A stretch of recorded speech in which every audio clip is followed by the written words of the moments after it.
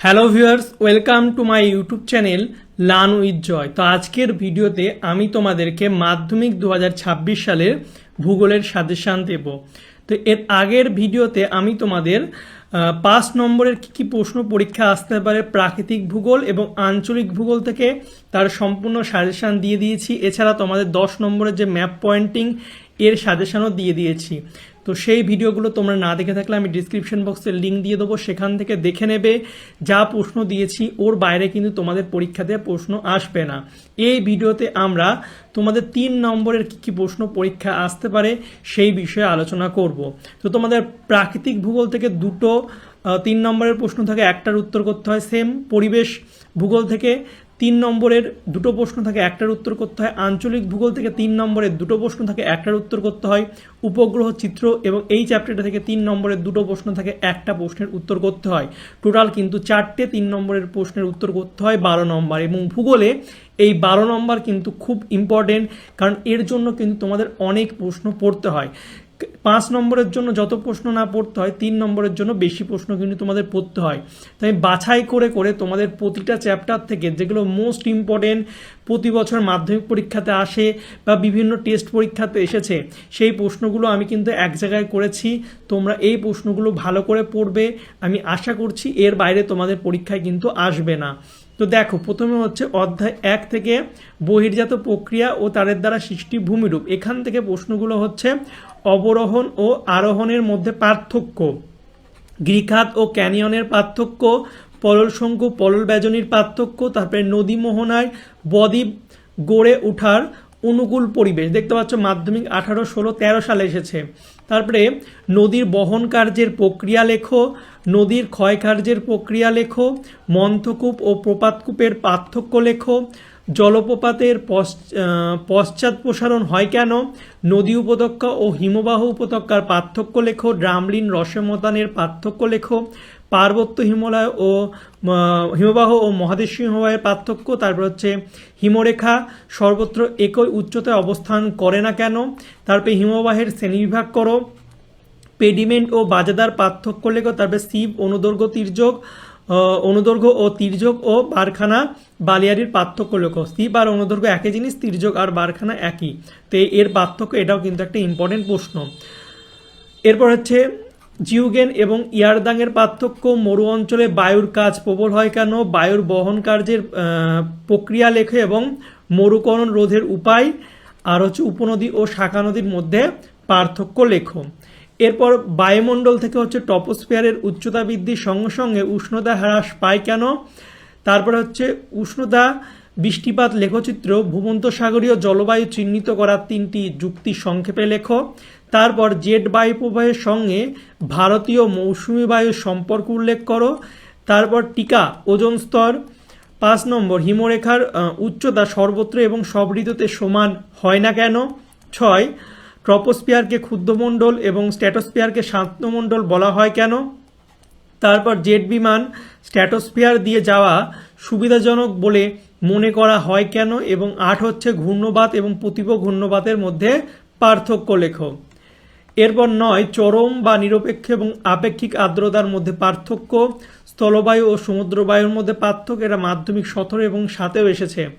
তারপরে ক্রান্তীয় ঘূর্ণবাত ও নাতিশীতোষ্ণ ঘূর্ণবাতের মধ্যে পার্থক্য, বানান ঠিক করে নেবে, ঠিক আছে। তারপর হচ্ছে বায়ুমণ্ডল উত্তপ্ত হওয়ার পদ্ধতিগুলি কি কি, তো এই প্রশ্নগুলো করলেই হবে। এরপর হচ্ছে বায়ুমণ্ডল থেকে সমুদ্রবায়ু ও স্থলবায়ুর মধ্যে পার্থক্য, গ্র্যান্ড ব্যাংক মৎস্য আহরণের জন্য বিখ্যাত কেন।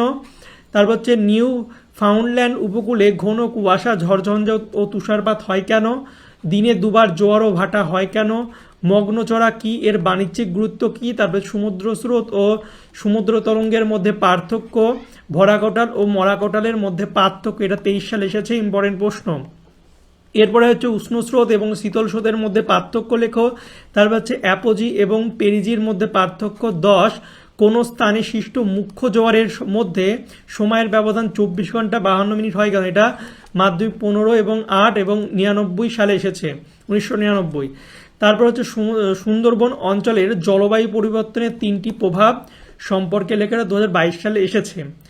তো হলো, এবার হচ্ছে বজ্র ব্যবস্থাপনা। তো বজ্র ব্যবস্থাপনা এই একটা চ্যাপ্টার করলেই কিন্তু এখান থেকে তোমরা 3 নম্বরের একটা প্রশ্ন পেয়ে যাবে। তো ইম্পর্টেন্ট প্রশ্নগুলো হচ্ছে বজ্র কম্পোস্টিং পদ্ধতির সুবিধা, তারপরে গ্যাসীয় বজ্র নিয়ন্ত্রণের উপায়, তারপরে বর্জ্যের পরিমাণগত হ্রাস কিভাবে করা যায়, তারপরে বজ্র পদার্থের শিক্ষার্থীদের ভূমিকা কী, প্রকৃতি অনুসারে উদাহরণসহ বর্জ্যের শ্রেণীবিভাগ করো, তারপর হচ্ছে বজ্র ব্যবস্থাপনার প্রয়োজনীয়তা উল্লেখ করো, তারপরে বর্জ্যের উৎসগুলি সংক্ষেপে লেখো, বিষাক্ত ও বিষহীন বর্জ্যের মধ্যে পার্থক্য লেখো, এবং 9 হচ্ছে বজ্র পদার্থ কাকে বলে এর বৈশিষ্ট্যগুলি উল্লেখ করো। এরপরে ভরাটকরণ পদ্ধতির কিভাবে কঠিন বর্জ্য নিয়ন্ত্রণ করা হয়, গ্যাসীয় বর্জ্যের ব্যবস্থাপনা কিভাবে করা হয়, 12 জৈব ভঙ্গির বজ্র এবং জৈব অভঙ্গির বজ্রের পার্থক্য, এটা 24, 19 এবং 2017 সালে কিন্তু মাধ্যমিকে এসেছে।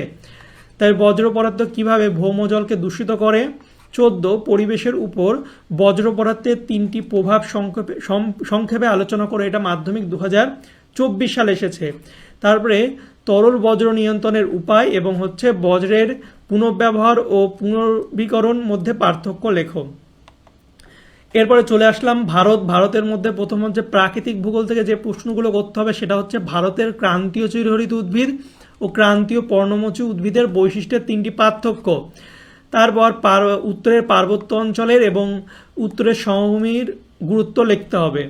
তারপরে রাজস্থানের মরুভূমি সৃষ্টির কারণ কি, তারপরে পার্থক্য পশ্চিমঘাট ও পূর্বঘাট, এটা 22 সালে এসেছে। ভাঙ্গর ও খাদার, সামাজিক বনসৃজন এবং কৃষি বনসৃজন, মালনাদ এবং ময়দান, এটা 16 সালে এসেছে। ভাবর এবং তরাই, পশ্চিম উপকূলীয় ও পূর্ব উপকূলীয় সমভূমি, এটা 22, 17 এবং 7 সালে এবং 3 সালে এসেছে মাধ্যমিকে। পূর্ব পশ্চিম হিমালয় এবং দক্ষিণ পশ্চিম মৌসুমী বায়ু এবং উত্তর পূর্ব মৌসুমী বায়ু, ধাপ চাষ ও ফালি চাষ, এই কটা পার্থক্য ভালো করে পড়বে। তারপর হচ্ছে ভারতের জনজীবনে মৌসুমী বায়ুর প্রভাব সংক্ষেপে লেখো, এবং 6 বহুমুখী নদী পরিকল্পনা সংক্ষেপে ব্যাখ্যা করো, এগুলো প্রশ্ন পড়লেই হবে। এরপরে জলসেচের সুবিধা এবং অসুবিধা, মৃত্তিকা সংরক্ষণের 3টি পদ্ধতি উল্লেখ করো, তারপরে ভারতের অরণ্য সংরক্ষণের 3টি পদ্ধতি আলোচনা করো।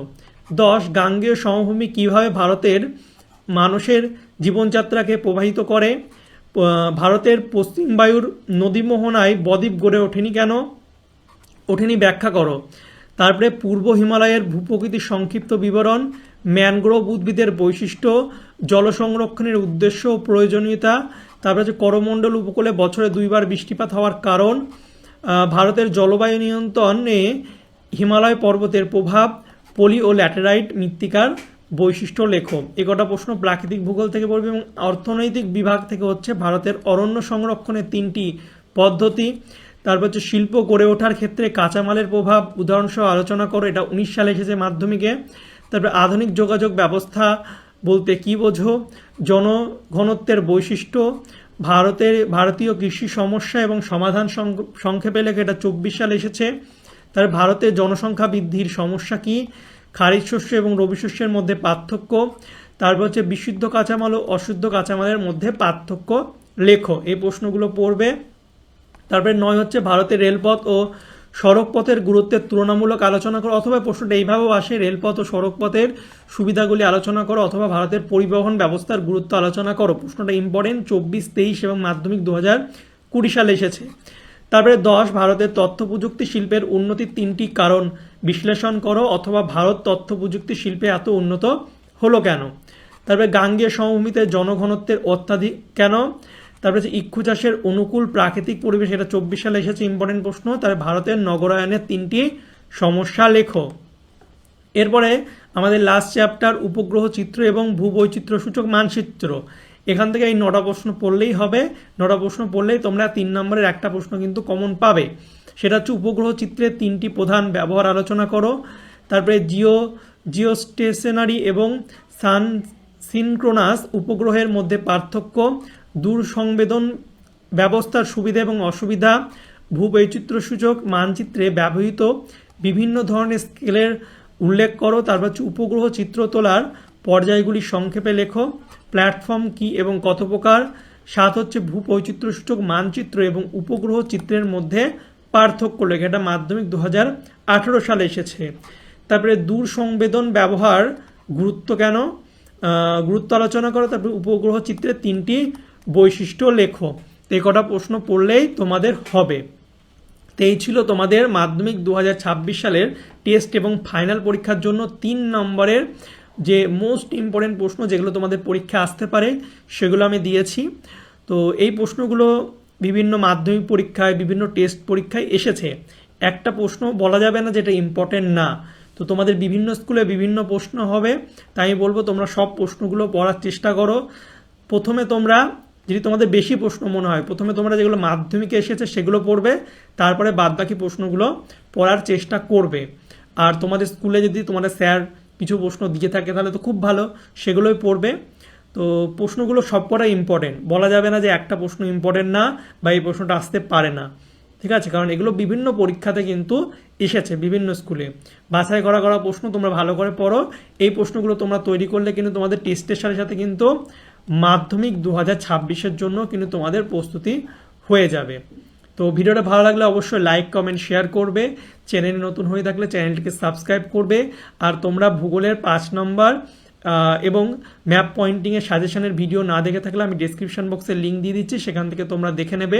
আর তোমাদের কোন সাবজেক্টের কি নিয়ে সাজেশন লাগবে সেটা আমাকে কমেন্ট করে জানাবে, তাহলে আমি সেই রকম ভিডিও কিন্তু তোমাদের জন্য বানিয়ে দেব। তো চলো বাই, দেখা হবে তোমাদের সঙ্গে পরের একটা ভিডিওতে। Thank you for watching my videos.